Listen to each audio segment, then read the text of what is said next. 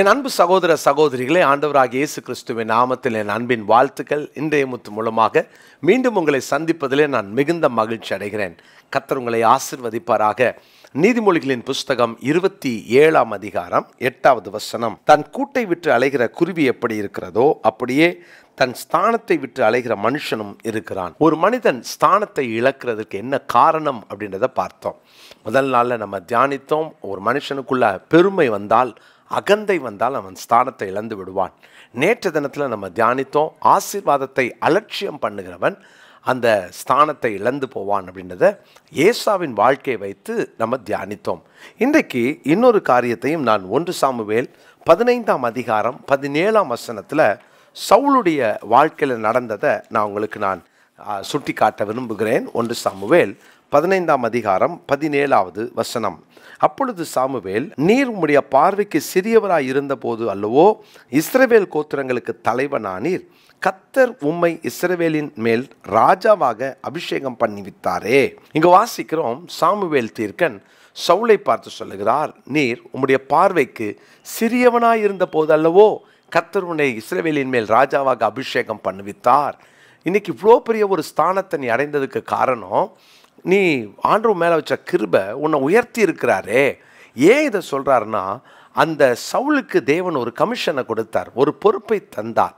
ஆனால் அந்த பொறுப்பை அவன் நிறைவேற்றாமல் அதை தள்ளிவிட்டதை நாம் பார்க்கிறோம். பிரியமானவர்களே, சவுல் வாழ்க்கையில் தேவன் அமலேக்கியனை சங்கரிக்கும்படியாய் அவனுக்கு மேல் இரக்கம் காட்டக்கூடாது என்று சொன்ன அந்த வார்த்தையை மீறி கீழ்ப்படியாமை நிமித்தமாக அவன் தன் ஸ்தானத்தை இழந்து போனான். பாருங்க, நீ ராஜாவா இராதபடி கர்த்தர் உன்னை புறக்கணித்தார் அப்படின்னு அடுத்த பகுதியில் நம்ம வாசிக்கிறோம். 1 சாமுவேல் 15ஆம் அதிகாரம் 26ஆம் வசனத்தில் பாருங்க, நான் வாசிக்கிறேன். சாமுவேல் சவுலை பார்த்து, நான் உம்மோடு கூட திரும்பி வருவதில்லை. கர்த்தருடைய வார்த்தையை புறக்கணித்தீர். நீர் இஸ்ரவேலின் மேல் ராஜாவா இராதபடிக்கு கர்த்தர் உம்மையும் புறக்கணித்து தள்ளினார் என்றார். தன் ஸ்தானத்தை இழந்து போன சவுல், ஏன் அவன் அதை இழந்தான்? இழக்க காரணம் என்ன?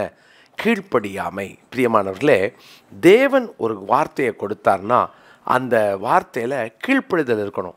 ஒரு அற்ப சந்தோஷத்துக்காக பாருங்க, கொளுத்ததையெல்லாம் எடுத்து வச்சுக்கிட்டு நான் கர்த்தருக்கு பலி செலுத்துவதற்காக தான் எடுத்து வச்சேன், காப்பாற்றினேன் அப்படின்னு ஒரு பொய்யை வேற சொல்லி ஆண்டவரை துக்கப்படுத்தி கீழ்ப்படியாமை என்னும் பாவத்தில் விழுந்துட்டான். நீங்கள் 1 சாமுவேல் 15:22 பாருங்க, பலியை பார்க்கலும் கீழ்ப்படிதலும் ஆட்டுக்கடாக்களின் நினத்தை பார்க்கலும் செவி கொடுத்தல் உத்தமம்னு சொல்லி சாமுவேல் சவுலை எச்சரிக்கிறதை நாம் பார்க்கிறோம். பிரியமானவர்களே, நம்ம வாழ்க்கையில் கூட தேவன் ஒரு வார்த்தையை சொன்னதுக்கு அப்புறம் நம்ம கீழ்ப்படிஞ்சு தான் ஆகணும். அற்ப காரியங்களுக்காக எத்தனை நேரம் நம்ம தேவனுக்கு கீழ்ப்படியாமல் வாழ்ந்துடுறோம். ஒரு சின்ன விஷயத்துக்காக நம்ம ஆசை நிறைவேறணும், எனக்கு இதன் மேலே ஆசை, அதனால ஆண்டவருடைய வார்த்தைக்கு நான் கீழ்ப்படிய மாட்டேன் அப்படின்னா எவ்வளவு பெரிய பின் விளைவுகள் வரும் பாருங்களேன்.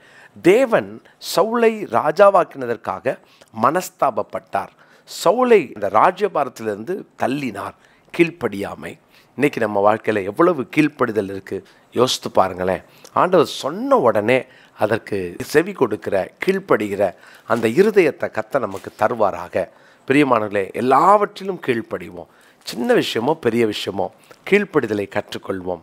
ஆண்டவர் சொல்லிட்டார், எனக்கு அது மேலே ஆசை இருந்தாலும் கர்த்தர் நோன்னு சொல்லிட்டார்னா எனக்கு அது வேண்டாம். இப்படி சொல்லக்கூடிய மனநிலை நமக்கு தேவை. பிரியமானவர்களே, ஆண்டவராகிய இயேசு கிறிஸ்துவினுடைய வாழ்க்கையை கவனித்து பாருங்களேன். கடைசி வரைக்கும் கீழ்ப்படிந்தார். நீங்கள் பிலிப்பியர்கள் நிருபம் 2ஆம் அதிகாரம் 8-9ஆம் வசனத்தை பாருங்க. அவர் மனுஷ ரூபமாய் காணப்பட்டு மரண பரியந்தம், அதாவது சிலுவையின் மரண பரியந்தமும் கீழ்ப்படிந்தவராகி தம்மை தாமே தாழ்த்தினார். ஆதலால் தேவன் எல்லாவற்றுக்கும் மேலாக அவரை உயர்த்தி இயேசுவின் நாமத்தினால் வானோர் பூதலத்தார் பூமியின் கீழானவருடைய முழங்கால் யாவும் முடங்கும்படிக்கும் பிதாவாகிய தேவனுக்கு மகிமையாக இயேசு கிறிஸ்து கர்த்தர் என்ற நாவுகள் யாவும் அறிக்கை பண்ணும்படிக்கும் எல்லா நாமத்துக்கும் மேலான நாமத்தை அவருக்கு தந்தருளினார். தேவனுடைய பிள்ளைகளே, அவர் மனுஷ ரூபமாய் காணப்பட்டும் கீழ்ப்படிந்தார். அவர் தேவனாய் இருந்தார், ஆனால் கீழ்ப்படிந்தார். அதனால தான் ஒரு நாள் கூட பிதாவுக்கு எதிர்த்து எதையுமே செய்யலை. அந்த ஸ்தானத்தை அவர் விட்டு கொடுக்கவே இல்லை. அதனால தான் கடைசி வரைக்கும் பிதாவே பிதாவேன்னு சொல்லி அந்த ஸ்தானத்தை காத்து கொண்டு நடந்தார். இந்த நாளிலும் கூட நம்ம ஒரு தீர்மானம் எடுப்போம். நான் இந்த அற்ப காரியத்துக்காக நான் தேவனுக்கு கீழ்ப்படியாமல் இருந்து என் ஸ்தானத்தை நான் இழக்க மாட்டேன். நான் அவருடைய பிள்ளை, அந்த ஸ்தானத்தை இழக்கக்கூடாதுன்றதில் ரொம்ப ஜாக்கிரதையாக இருப்போம். கர்த்தர் நம்மளை ஆசீர்வதிப்பார். இந்த நாளுக்குரிய மனப்பாட வசனம் பிலிப்பியர் 2ஆம் அதிகாரம் 7-8 வசனம். பிலிப்பியர் 2ஆம் அதிகாரம் 7-8 வசனங்கள். ஜெபம் பண்ணலாமா? நல்ல தகப்பனே, நாங்கள் கடைசி வரைக்கும் கீழ்ப்படியணும். அற்ப காரியங்களுக்காக நாங்கள் உங்களை துக்கப்படுத்திட்டு கீழ்ப்படியாமை என்னும் பாவத்தில் நாங்கள் விழுந்து எங்கள் ஸ்தானத்தை நாங்கள் இழந்துடக்கூடாது. ஆண்டவரே, எங்கள் ஸ்தானத்தை கடைசி வரை காத்து கொண்டு வாழ எங்களை அர்ப்பணிக்கிறோம். இயேசுவின் நாமத்தில் ஜெபிக்கிறோம் நல்ல பிதாவே, ஆமென்.